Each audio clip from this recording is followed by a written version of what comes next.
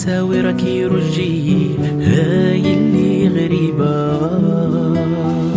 جئت معي قصص الأمجاد هذا بينوبة هذا بينوبة، فلنحكيها للأحفاد هاي اللي غريبة.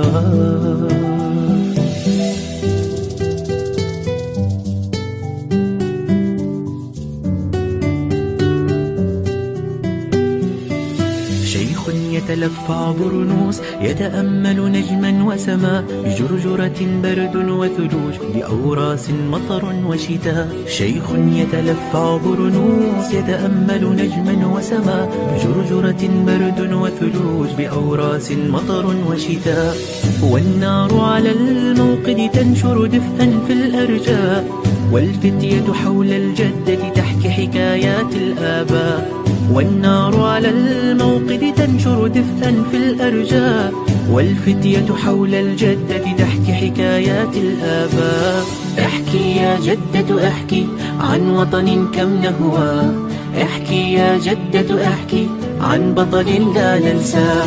احكي يا جدة احكي عن وطن كم نهوى، احكي يا جدة احكي عن بطل لا ننساه.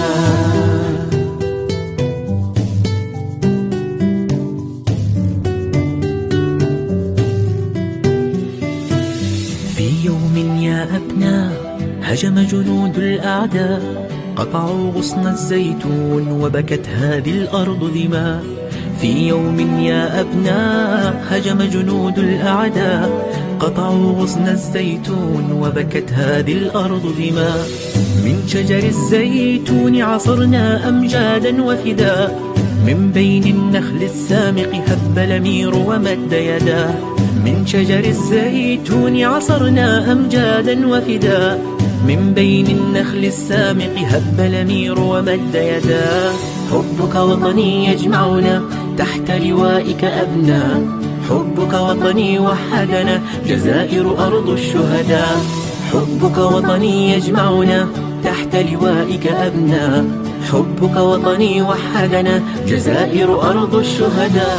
افتح لي أرجوك الباب هذا بينوبة هذا بينوبة، رجي أساورك رجي هاي اللي غريبة. جئت معي قصص الأمجاد